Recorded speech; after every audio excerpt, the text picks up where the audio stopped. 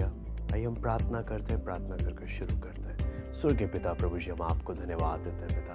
आपका वचन जब हम लोग सीखने के लिए संडे स्कूल में इकट्ठे हुए प्रभु, आपसे विनती प्रार्थना करते हैं पवित्र आत्मा, आप समझने के लिए हम एक एक को सहायता करें प्रभु। आपका वचन है परमेश्वर, हम एक एक से आप बातें करें, हम एक एक के हृदय को तैयार करें, शुद्ध और पवित्र करें। हाय के सारी बातों को हम आपके हाथ में सौंपते हैं। सारा आदर महिमा केवल हम आपको देते हैं। ये प्रार्थना प्रभु यीशु मसीह के नाम से मांगते हैं, आमीन। आज हम लोग प्रभु यीशु मसीह के जीवन की अंतिम घटनाओं को उसमें से हम लोग देखेंगे, जो कि यीशु मसीह का गाड़ा जाना और जीवित हो उठना, जो उसमें हम लोग आगे हम देखने जाएंगे। तो आपको परमेश्वर के वचन में जब हम लोग इस घटना के बारे में देखते हैं तो इसके बारे में मत्ती 27 का 57 से 61 में हम लोग परमेश्वर के वचन में पढ़ सकते हैं। इसमें भी मत्ती, मरकुस, लूका, यूहन्ना चारों सुसमाचार में भी लिखा हुआ है। तो हम चारों सुसमाचार में देखेंगे कि एक एक सुसमाचार में किस प्रकार से दिखाया गया है। जैसे हम समय को ध्यान में रखते हुए जितना हमें परमेश्वर अनुमति दे उतना हम लोग सीखने का, समय को ध्यान में रखते हुए हम लोग सीखने का कोशिश करेंगे। सबसे पहले हम निकालेंगे मत्ती 27 का 57 से 61। मत्ती 27 का 57 से 61। यहाँ पे लिखा है, जब सांझ हुई तो यूसुफ नामक अरमतिया का एक धनी मनुष्य, जो आप ही यीशु का चेला था, आया। उसने पिलातुस के पास जाकर यीशु का शव मांगा। इस पर पिलातुस ने दे देने की आज्ञा दी। यूसुफ ने शव लिया, उसे उज्ज्वल चादर में लपेटा और उसे अपनी नई कब्र में रखा, जो उसने चट्टान में खुदवाई थी, और कब्र के द्वार पर बड़ा पत्थर लुढ़का कर चला गया। मरियम मगदलीनी और दूसरी मरियम वहाँ कब्र के सामने बैठी थी। हम लोग इसको सीखते वक्त, इसको समझते वक्त आप समझना कि किसी एक सुसमाचार में सारी बातें खुलकर नहीं बताई गई हैं। मत्ती में कुछ बातें हैं, मरकुस में कुछ बातें, लूका, यूहन्ना, सबको हम जब पढ़ते हैं तब हमें बातें और खुल कर मिलती हैं। तो यहाँ पर यीशु का गाड़ा जाने के विषय में हम पढ़ते हैं। तो आपको मालूम है, जब प्रभु यीशु मसीह क्रूस पर चढ़ाया गया तो एक ही चेला था उस क्रूस के पास में, यूहन्ना। बाकी सबके सब क्या हो गए थे? चले गए थे, भाग गए थे, है ना। कोई नहीं था वहाँ पर। उस समय कुछ औरतें लोग भी थे, बहन लोग भी थे वहाँ पर मौजूद थे। वो भी दूर खड़े हुए क्या कर रहे थे?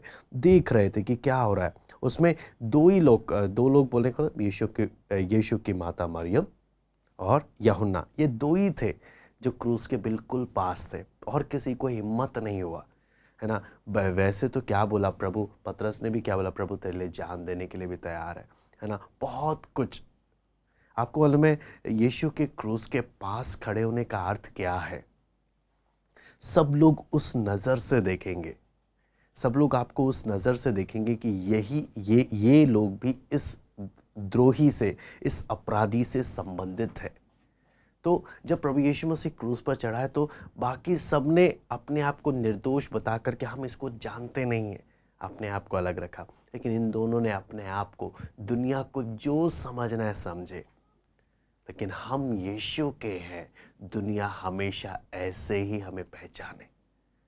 आपको मालूम है, आज भी हम लोग काम की जगह में और घर में और समाज में, सब जगह हम लोग रहते हैं। तो क्या हम लोग अपनी पहचान प्रभु के साथ जोड़ कर रखते हैं कि दुनिया जब हमें देखे, मुझे उस यीशु के साथ जोड़ कर देखे कि मैं यीशु का हूँ। बाकी किसी को जो समझना है, किसी को हंसी उड़ाना है हंसी उड़ाए, जिसको जो करना है करे, आई डोंट केयर, मुझे फ़र्क नहीं पड़ता। लेकिन मैं प्रभु का हूँ, मैं उसी से अपनी पहचान रखना चाहता हूँ। तो बाकी सब छोड़ कर चले गए। लेकिन हम देखें, यही दो थे जो बिल्कुल साथ में थे, बिल्कुल पास में थे। बाकी किसी को हिम्मत नहीं हुआ। अगर आप जब देखते हैं कि किसी को, यहाँ तक प्रभु यीशु मसीह की मृत्यु के बाद किसी को हिम्मत तक नहीं हो रहा कि यीशु मसीह की लाश कोई मांग ले।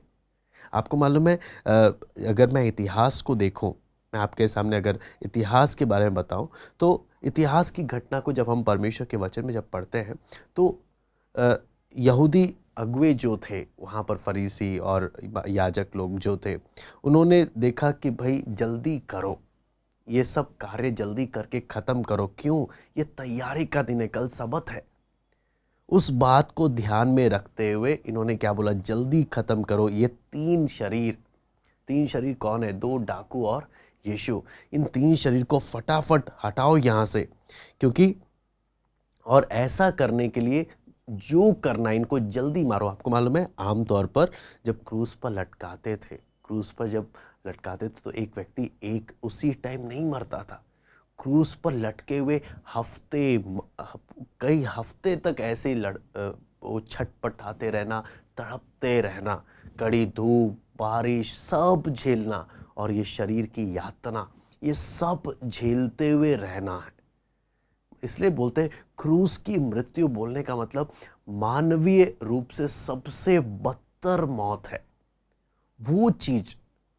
तो इसलिए एक बार में इंसान मर भी, उस समय इंसान मौत मांगेगा, लेकिन जल्दी मरेगा भी नहीं, तड़पता रहेगा। ऐसी स्थिति है क्रूस की मृत्यु। लेकिन फरीसी लोगों ने बोला कल सबत है, आज तैयारी का दिन है, इसलिए इनको जल्दी मारो, जान से खत्म करो कहानी। तो इसलिए आप देखेंगे कि उन्होंने क्या करा, सिपाहियों ने क्या करा, उन लोगों की टांगें तोड़ दी। लेकिन जब प्रभु यीशु मसीह के पास आए, आपको मालूम है, टांगें नहीं तोड़ी, बल्कि पिंजर में भाला छेदा। इससे क्या चीज मालूम चलता है? जबकि उनको आज्ञा दिया गया था कि टांगें तोड़नी है, लेकिन इन सिपाहियों ने अपने उस आज्ञा का उल्लंघन किया, उस आज्ञा को माना नहीं जो आज्ञा इनको दिया गया, टांगे तोड़ने का। इन्होंने क्या किया? जो आज्ञा नहीं दी गई थी वो काम किया। क्या काम किया? भाला छेदा पिंजर में। ये सब क्यों? इन सिपाहियों को नहीं मालूम, लेकिन ये जो भी कर रहे थे, सिंहासन पर बैठा परमेश्वर, ये घटना, जब मानवीय इतिहास में जो घटना घट रही है, एक एक बात पर उसका नियंत्रण है। पहले से ही भविष्यवाणी किया गया था कि उसकी कोई हड्डियां नहीं तोड़ी जाएंगी। इसलिए चाहे वो कोई भी आज्ञा दे, अगर उधर से ऑर्डर पास हुआ है, हड्डियां तोड़ी नहीं जा सकती, है ना। फसह का मेमने की हड्डियां नहीं तोड़ी जाती, और यही प्रभु यीशु मसीह असली फसह का मेमना है, असली परमेश्वर का मेमना है। इसलिए आगे जब हम देखते हैं, एक सबसे हैरानी की बात आगे भी जब हम देखते हैं कि जब पिंजर में भाला छेदा, इतिहास में जब हम पढ़ते हैं तो हमें स्पष्ट मालूम चलता है पानी और लहू निकला, पानी और लहू निकला। तो यीशु मसीह की मृत्यु के विषय में जब मेडिकल डॉक्टर्स ने जब स्टडी किया, उन्होंने अपनी रिसर्च में क्या, रिसर्च को देखते हैं उनको क्या चीज़ मालूम चला कि जो पानी और लहू का निकलना, दिल के पास से निकलना, इसका मतलब क्या है कि दिल के पास के जो इनर वॉल्स हैं वो फट गए हैं, यानी दिल फट गया है। दिल फटने के कारण, दिल अंदर से फटने के कारण यीशु की मृत्यु हुई है, क्रूस पर लटकने के कारण नहीं हुई।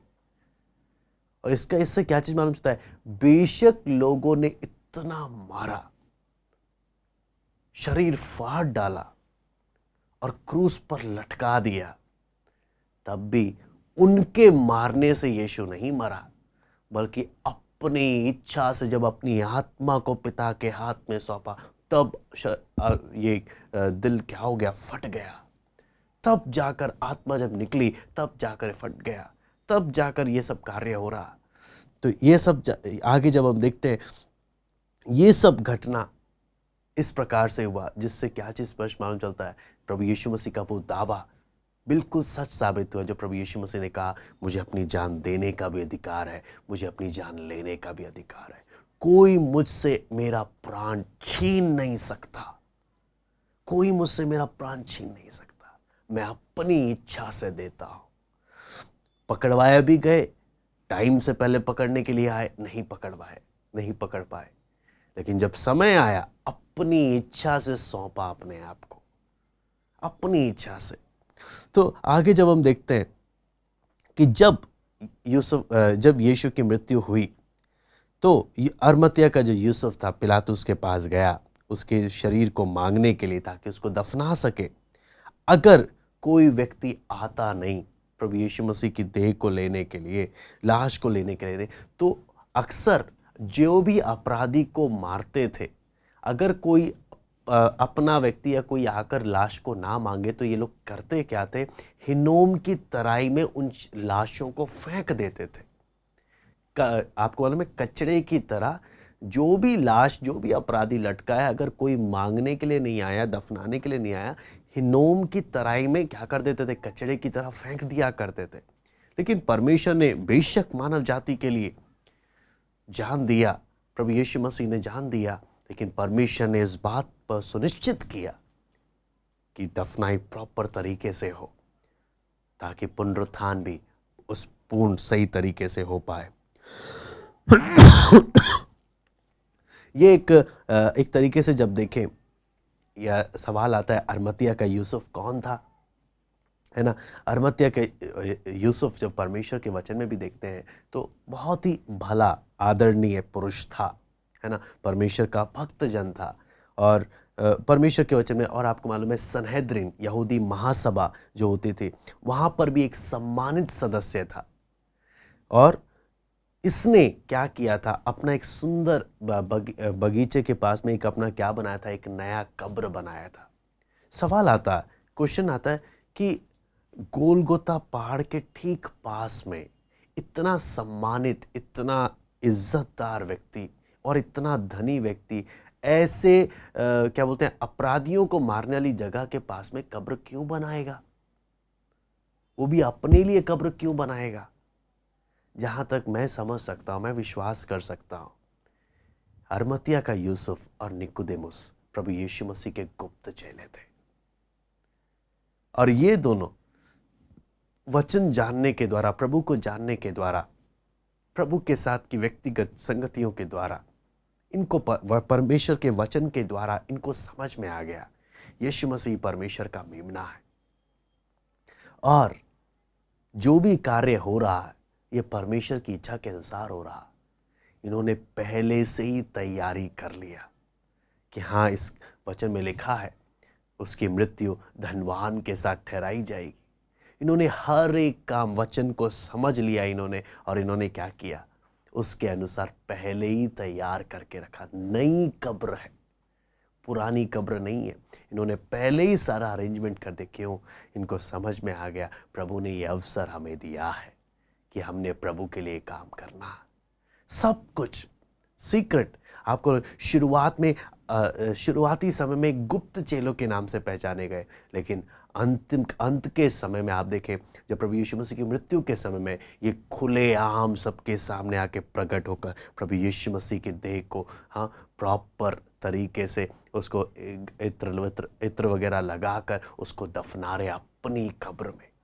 कहने का मतलब है, सीक्रेट डिसाइपल बाद में क्या हो गए, पब्लिक डिसाइपल बन गए।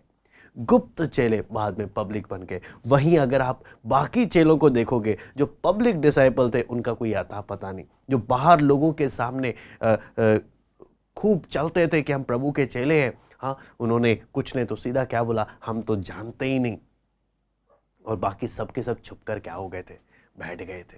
लेकिन किस प्रकार परमेश्वर अपना कार्य करता, किस प्रकार परमेश्वर अपने छुपे हुए चेलों को तैयार करता, अपने गुप्त लोगों को तैयार करता है जो दुनिया के सामने प्रकट नहीं है। वो एक सबसे बड़ी बात हम देख सकते हैं यहाँ पर।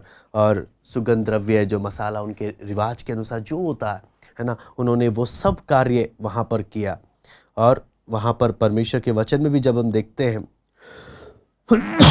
यूसुफ गया, लाश मांगी, और अच्छा धनवान था, उन्होंने क्या किया, सारे इत्र वगैरह लगाकर अच्छे उज्जवल चादर में लपेट कर क्या किया, उसको कब्र में रखा। मरियम मगदलिनी और दूसरी मरियम और बाकी कई स्त्रियां, उन्होंने देखा किस प्रकार से क्या हो रहा है, एक एक कार्य हो रहा है।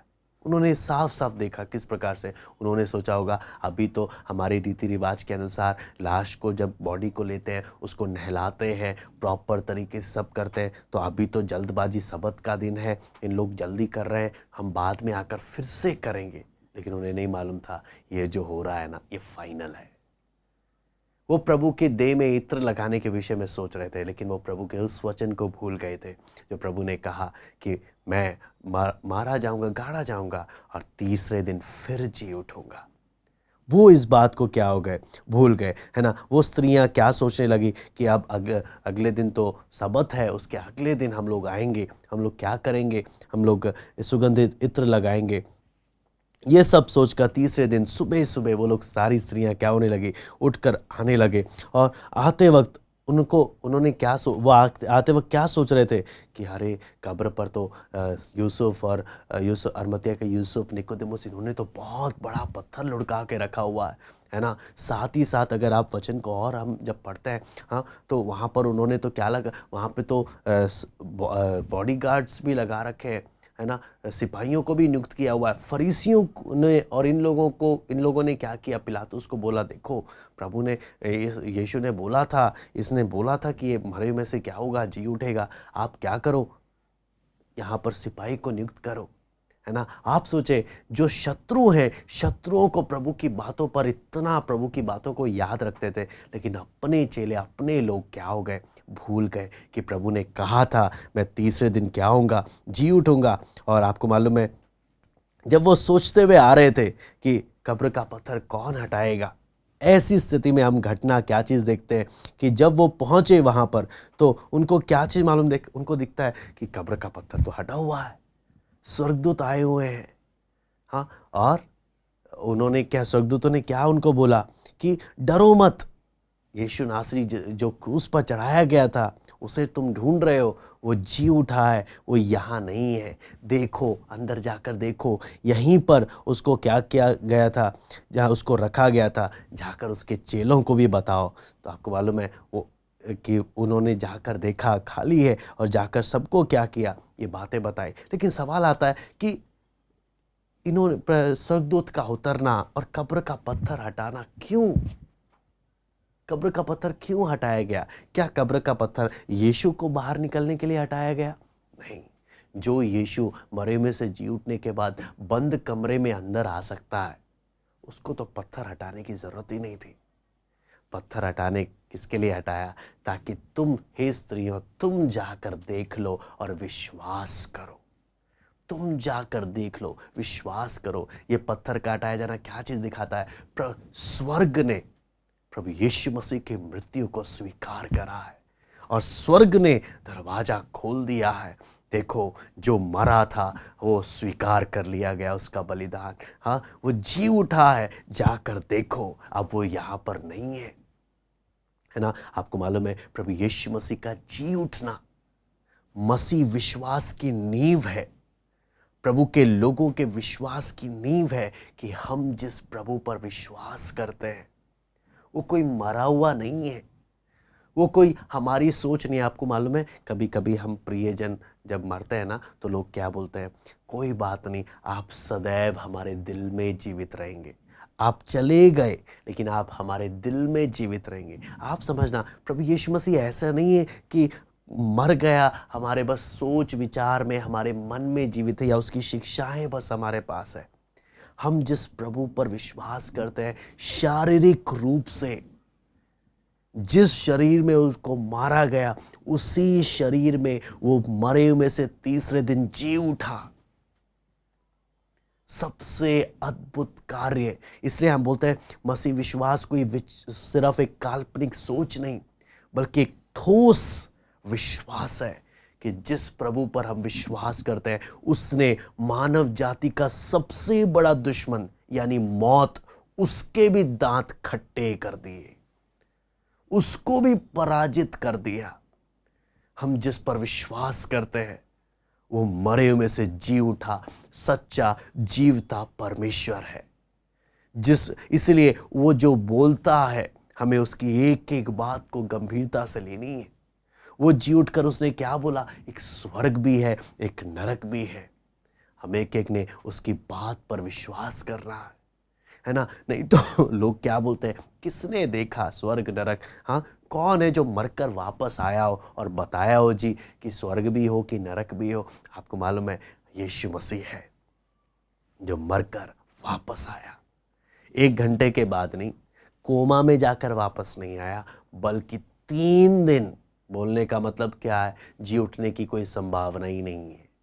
प्लस सिक्योरिटी गार्ड भी लगे हुए थे, रोमी मोहर लगी हुई थी, ऐसे आ ही नहीं सकता था। लेकिन ये सिर्फ और सिर्फ किसका कार्य था? परमेश्वर का कार्य था, जिसने अपने कार्य को क्या किया? पूरा किया। इसलिए हम एक एक जब परमेश्वर के वचन को जब हम पढ़ते हैं, हमने उस बात के महत्व को हमने क्या कर रहा है? समझना है।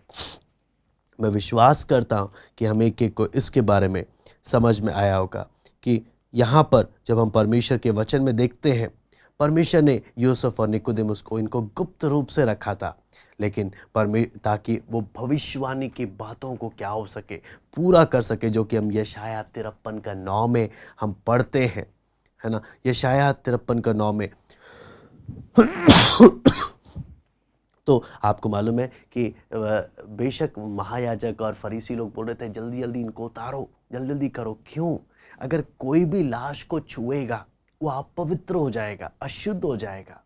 लेकिन आपको मालूम है, निकोदेमुस और अरमतिया का यूसुफ, ये दोनों जब प्रभु की देह को उतार कर कब्र में रख रहे थे, ये तो वहाँ के रीति रिवाज के अनुसार अशुद्ध हो गए कि फसह का भोज में भाग नहीं ले सकते। लेकिन आपको मालूम है, असली फसह का मेमना इन्हीं के पास था।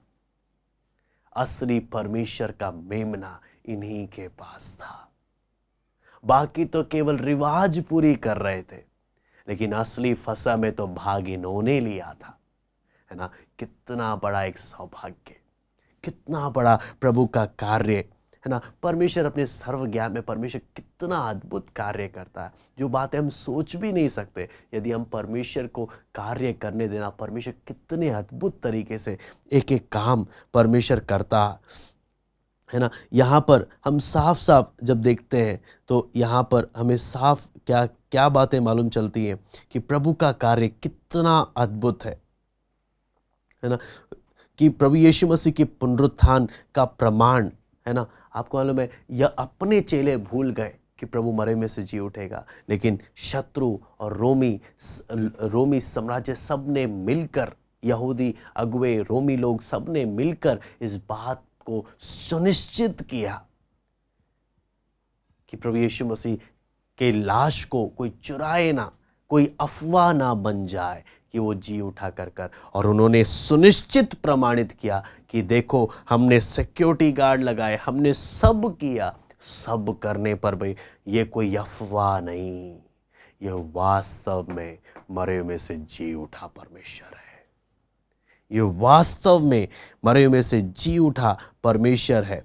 क्योंकि आपको मालूम है ना, कोई जब रोमी सील लग गई, जब रोमी मोहर लग गई, तो ना तो दुश्मन आ सकता है यीशु मसीह के शरीर के पास, ना कोई मित्र आ सकता है, कोई नहीं आ सकता। लेकिन काम कितना अद्भुत प्रभु ने किया, वो बात हम देख सकते हैं। मरकुस 15:42 में भी अगर आप देखना चाहें तो मैं पढ़ना चाहूँगा मरकुस 15 का। जल्दी से मैं कुछ बातों को उसमें से भी लेकर मैं बताना चाहूँगा। मरकुस 15:42 से 16 का 11 तक यहाँ पर हम जी उठने की घटना को देखते हैं। जब संध्या हो गई तो इसलिए कि तैयारी का दिन था, जो शब्द के दिन पहले होता है। अरमतिया का रहने वाला यूसुफ आया, जो महासभा का सदस्य था और आप भी परमेश्वर के राज्य की बाट जोता था। वह हियाव करके पिलातुस के पास गया और यीशु का शव मांगे। पिलातुस को आश्चर्य हुआ कि वो इतने शीघ्र मर गया। उसने सूबेदार को बुलाकर पूछा, क्या उसको मरे हुए देर हुई? जब उसने सूबेदार के द्वारा हाल जान लिया तो शव यूसुफ को दिला दिया। तब उसने मलमल की एक चादर मोल ली और शव को उतारकर उस चादर में लपेटा और एक कब्र में जो चट्टान में खोदी गई थी रखा और कब्र के द्वार पर एक पत्थर लुढ़कवा दिया। मरियम मगदलीनी और योसेस की माता मरियम देख रही थी कि वह कहाँ रखा गया है। जब शब्द का दिन बीत गया तो मरियम मगदलीनी और याकूब की माता मरियम और सलोमी ने सुगंधित वस्तुएं मोल ली, कि आकर उस पर मले। सप्ताह के पहले दिन बड़े भोर जब सूरज निकला ही था, वे कब्र पर आई और आपस में कहती थी, हमारे लिए कब्र के द्वार पर से पत्थर कौन लुढ़काएगा। जब उन्होंने आंखें उठाई तो देखा कि पत्थर लुढ़का हुआ है, वो बहुत ही बड़ा था। कब्र के भीतर जाकर उन्होंने एक जवान को श्वेत वस्त्र पहने हुए दाहिनी ओर बैठे देखा। वह और बहुत चकित हुई। उसने उनसे कहा, चकित मत हो, तुम यीशु नासरी को जो क्रूस पर चढ़ाया गया था ढूंढती हो। वह जी उठा है, वो यहाँ नहीं है। देखो, यही वह स्थान है जहाँ उन्होंने उसे रखा था। परंतु तुम जाओ और उसके चेलों और पतरस से कहो कि वह तुमसे पहले गलील को जाएगा। जैसा उसने तुमसे कहा था तुम वहीं उसे देखोगे। और वो निकलकर कब्र से भाग गई, क्योंकि कंपकपी और घबराहट उन पर छा गई थी, और उन्होंने किसी से कुछ ना कहा, क्योंकि डरती थी। सप्ताह के पहले दिन भोर होते ही वह जी उठकर पहले मरियम मगदलीनी को, जिसमें से उसने 7 दुष्ट आत्माएं निकाली थी, दिखाई दिया। उसने जाकर यीशु के साथियों को, जो शोक में डूबे हुए थे और रो रहे थे, समाचार दिया। उन्होंने यह सुनकर कि वह जीवित है और उसने उसे देखा है, प्रतीति ना की। यहाँ पर भी आप देखें, बहुत ही अद्भुत घटना है ना। अब हमने मत्ती में देखा कुछ बातें लिखी थी, मरकुस में अगर आप देखेंगे ना तो यहाँ पर हम देखेंगे संध्या हो गई, तैयारी का दिन था, सब्त के दिन जो एक दिन सब्त के दिन पहले होता है, यानी फ्राइडे, है ना। अरमतिया के यूसुफ के बारे में यहाँ पर थोड़ा सा खोलकर बताया कि अरमतिया का रहने वाला यूसुफ आया था, महासभा का यह सदस्य था। आप भी परमेश्वर के राज्य की बाट जोता था। परमेश्वर के राज्य की बाट जोने का अर्थ क्या है कि ये इंतजार कर रहा था मसीहा की, और ये खुद जब प्रभु यीशु मसीह का गुप्त चेला बन गया, हियाव कर पिलातुस के बाद। आप सोचो ना, कितना आप ये सनहेद्रिन में इतने इज्जतदार पोस्ट में हो, है ना, समाज में आपकी इतनी इज्जत है, आप कैसे एक क्रिमिनल की लाश मांगने जा रहे हो, है ना। कितना बड़ा रिस्क है। तो कितना रिस्क लेते हुए कि दुनिया को जो समझना है समझने दो, मैं यीशु की लाश ज़रूर लेने जाऊंगा। इससे मालूम चलता है ये अंदर से इसका विश्वास प्रभु पर कितना सॉलिड था, है ना। यहाँ पर आप देखेंगे वो याफ करके पिलातुस के पास गया और यीशु का शव मांगा। पिलातुस को आश्चर्य हुआ कि वो इतने शीघ्र मर गया। आप सोचकर देखो, इस घटना को देखकर ऐसे लग रहा है जैसे अरमतिया का यूसुफ पहले ही इंतजार कर रहा है कब यीशु मरे और मैं जाकर पिलातुस से शव मांगू, है ना। आप सोचकर देखिए, निकोदेमुस और अरमतिया के यूसुफ पहले ही एक एक घटना, मैं जहाँ तक विश्वास करता हूँ, परमेश्वर के वचन को पढ़कर समझकर, आपको मालूम है इतिहास में भी, वचन में भी जब देखते हैं, इतिहास में भी जब देखते हैं, 3 बजे, ठीक 3 बजे प्रभु यीशु मसीह ने अपनी प्राण को छोड़ा, और वो ठीक 3 बजे ही फसह का मेमना को भी पुराने नियम के अनुसार बलि किया जाता था। उन्होंने पहले से वचन को देखकर वो लोग समझ गए फसह का मेमना 3 बजे बलिदान होता है, और ठीक 3 बजे प्रभु भी अपनी जान दे देगा, अपनी आत्मा सौंप देगा। और उसके बाद हमने सारी तैयारी फटाफट करनी है, क्योंकि अगर हमने नहीं किया, ये जल्दबाजी के चक्कर में सिपाही लोग अगर प्रभु की लाश को उठाकर फेंक देंगे हिनोम की तराई में, तो गड़बड़ हो जाएगी, है ना। कितने ध्यान से ये लोग तैयारी के साथ गए। इसलिए जब वो पिलातुस के पास आए तो पिलातुस हैरान रह गया। वो बोलता है इतने जल्दी यीशु कैसे मर गया, क्योंकि क्रूस पर जब लटकते, जैसे मैंने आपको बताया, जल्दी से मरते नहीं है, काफी हफ्ते लग जाते हैं मरने के लिए।